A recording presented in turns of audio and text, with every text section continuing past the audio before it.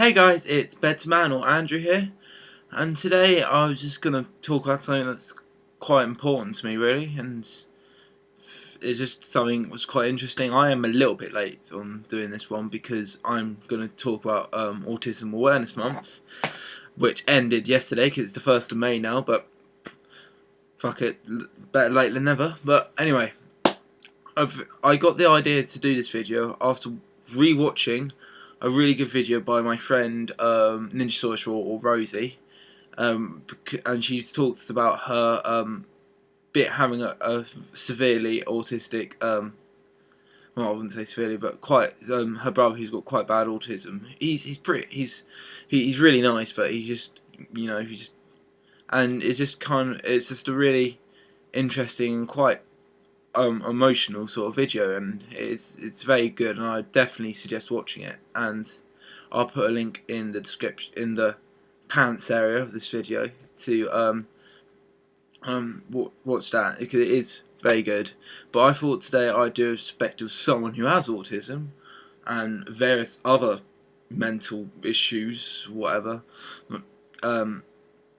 Which is me. So let's begin with the very beginning of me getting. It starts with me bursting out and getting born.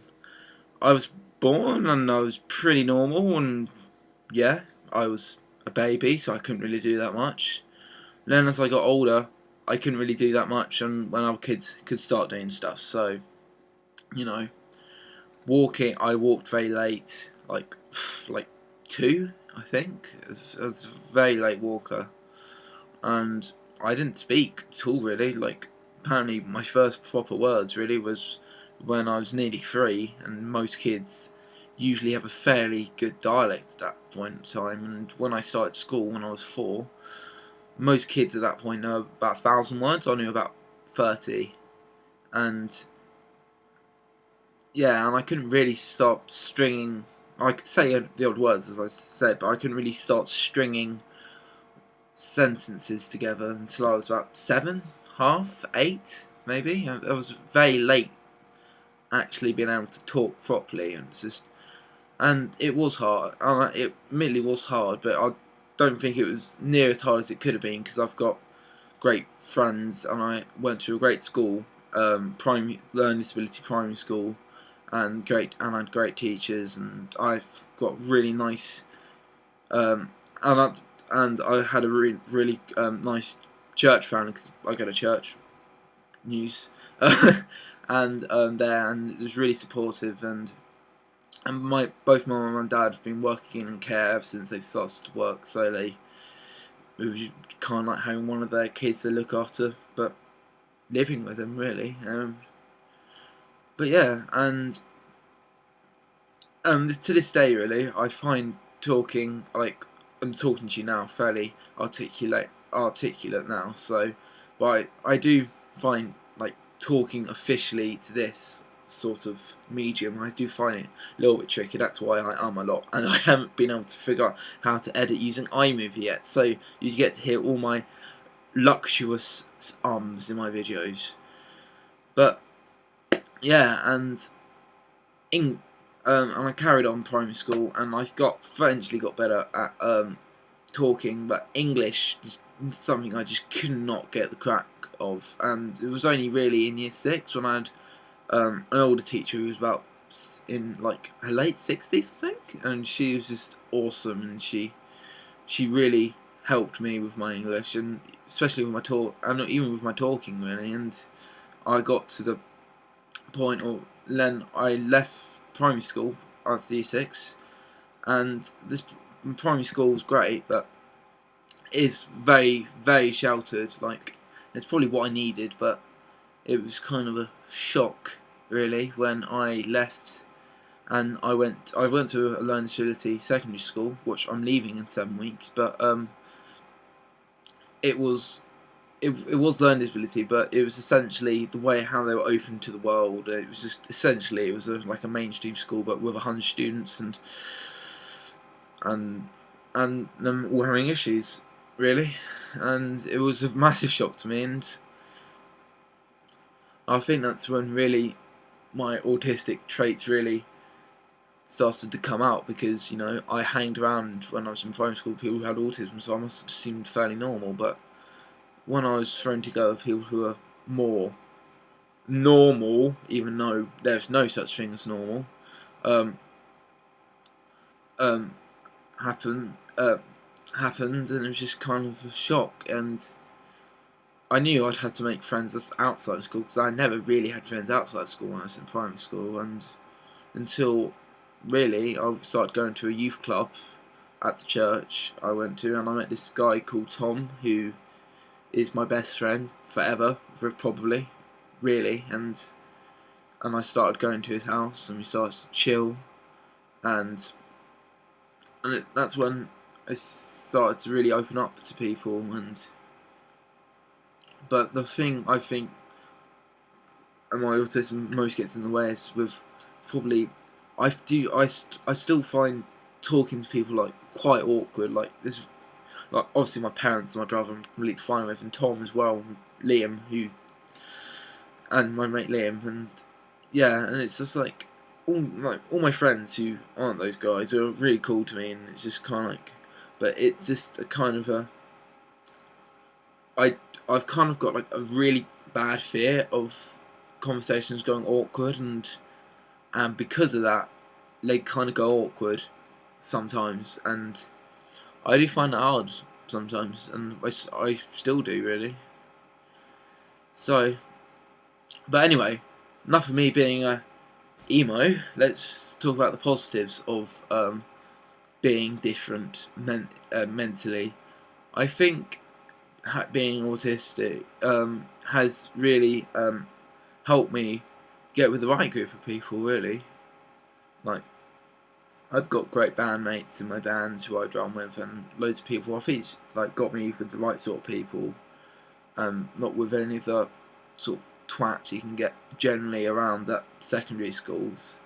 And it's just put me with friends who just accept me the way I am, and they're not gonna like be dicks to me, because they've kind of already accepted me, and I think that's a good thing has happened to me. And also I think it's helped me think like much more critically about things, and like there's lots of times where I think to myself, God, I wonder what would have been like if I was normal, like how boring my life might have been. I might have just been a sort of like a guy who just plays Xbox all the time, which I know a lot of people are who are my age.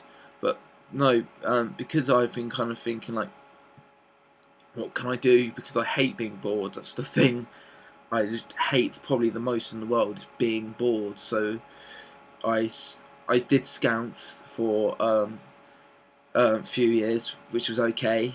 Then I started doing guitar, and I really got into that, and like superly got into that. And then I got into grade 3. Then I just couldn't do it anymore. Like I just couldn't be bothered anymore. So I started doing drums instead, and then I think I found my thing in drums and music in general, writing songs. And because I've been doing drums now for about 4 years, and I'm doing my grade 7, and I've just loved every moment of it. Sort of playing at the church I go to, at all this cool shizzle I do, and um, and as I was just saying earlier, I'm leaving my secondary school, and I'm going to a music college in Guildford, and now you know now all you guys know where I live. But anyway, it was just and I've met most of the people who are going there, and they're all really, really nice people. So I think being autistic has had some obvious drawbacks with my talking and being late with everything, and sometimes not really knowing how to act around people, especially girls. I find, not because like I'm like really fancy them, like all of them, because I don't fancy every single girl in the world. It's just kind of like I just find it really, really hard trying just to find right caliber of words to use. But on the side, as I've just said, it's really really helped me think outside of the box, and I think that the box I would have been talking in would have been very different from where I am now, which I'm quite happy with, to be honest with you. So yeah, these have been my thoughts about autism. But anyway, just before I finish, I was just going to say an interesting fact about a fact I found out about autism, because there's a few weeks ago there was a documentary about it, and they were saying how the way doctors and scientists rate people with autism is 0 with people having no autism, and 50 with people being the highest level of autism you can get. And most people, like something ridiculous like 80% of the world's population is at 25, so there's billions, literally billions more people who have some form of autism than have no autism. And they only start saying you're autistic, like medically, when you get to about 35, and I'm 41, I think. So I know I went on a bit of a tangent there, but anyway, check out Rosie's video, as I said, because it is a very good video and probably much better than the one I've just done. And check out, I know this is kind of a weird thing for you to tell you guys to watch and listen to, but listen to I'll put a link in the description, but listen to the second disc of 6 Degrees of Inner Turbulence by Dream Theater, because they talk about mental conditions in the lyrics of the album, and they say it in a very interesting sort of way, and it's great music as well, so it's a very interesting listen. But anyway, thank you guys for listening and kind of letting me open up, spill my guts, open my load. That sounds really weird. Open my load all over you guys. And thanks for listening, and hopefully you found this interesting in my viewpoint. Anyway, love you guys. Cheers. Bye.